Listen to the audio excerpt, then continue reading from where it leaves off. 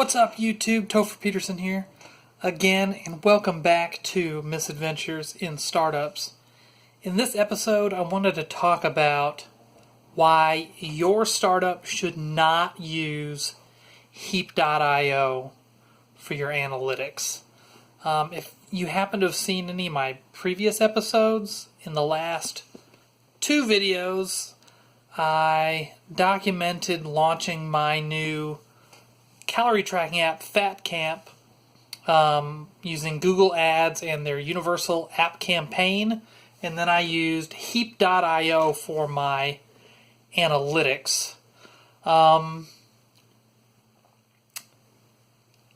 here's kind of my review. When I first tried out Heap, I was really stoked about it. I thought it was excellent. It worked really well.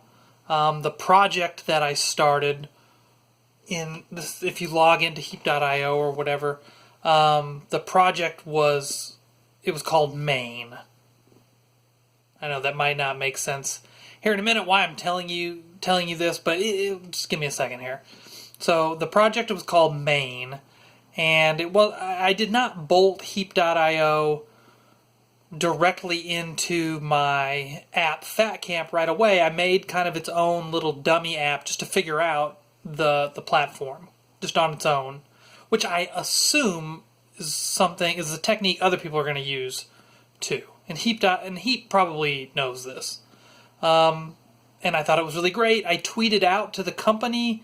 I was like, "Hey, checking out Heap.io. It's fire."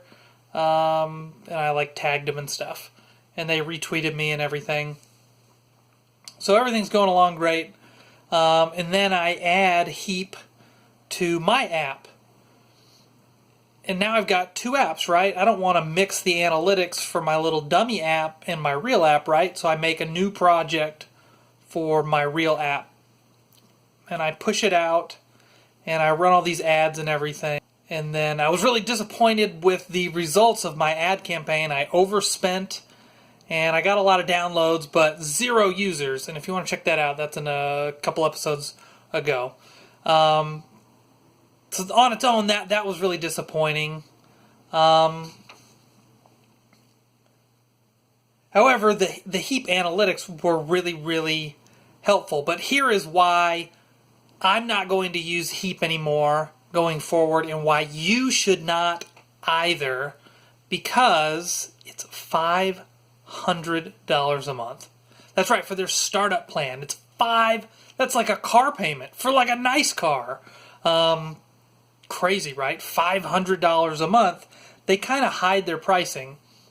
Now they have a free kind of trial that you can do and a free tier plan. But the free tier plan, you only get one project. And the kind of deceptive thing is you cannot delete that main. Sorry, I have one hand on the little selfie stick here. You can't delete the main project, which is probably what you're going to use to make your first little dummy project. And I'm assuming they know this. That I don't think they're stupid. I mean, they've raised millions and millions of dollars. So I think this is kind of a deceptive practice on their part. They don't let you delete that main project. So now I have an app in production, and if I want to keep using their analytics, I have two options. I can either pay them $500 a month, which is not something that they clearly have stated. I had to look to third-party resources to figure out what their pricing is. It just says contact sales or something like that.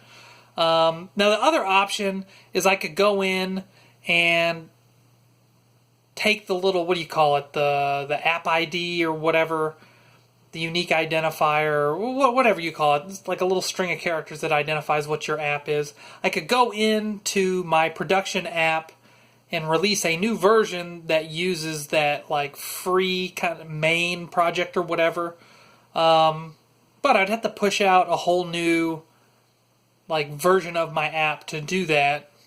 I guess that's not too ridiculous, but I actually have more than one app, out in the wild, and I'm planning on, so their analytics platform's not going to be useful if you're using that free tier and you have multiple apps, because then everything's, you're like, well, which app is the person using? And I'm all for paying for stuff, but $500 a month for software, it seems that's like it's too much. I think their pricing is bad. You know, it's a free country. You know, we live in a capitalist society. If they want to price their product that high, I'm sure there will be some people like take for example, let's say that my startup was funded. Maybe I would be willing to pay that. Maybe it's kind of a trick thing. Really, I don't think anybody is going to say that this product is worth $500 a month. Now, maybe if you have a ton of traffic, maybe you could justify the five. But as an introductory price, $500 a month, I think that's too much. There's really no way to justify it. Other than maybe if you happen to have a lot of money, that you raised a lot of money, and then you liked Heap and you don't want to rip it out of your project that you installed it into. So anyway, I don't know if anybody happens to be Googling, should I use Heap.io for my analytics? I'm going to say no, mainly because the price is too high. And it's not perfect. You know, it's got some lag. I don't know how... I talked about that in my last episode. I don't know. I don't think the lag is too terrible. But anyway, that's going to be my review. And then also to comment on my last two episodes, the very... Episode 29, I talked about this disastrous Google Ads campaign. And then in episode 29 and a half...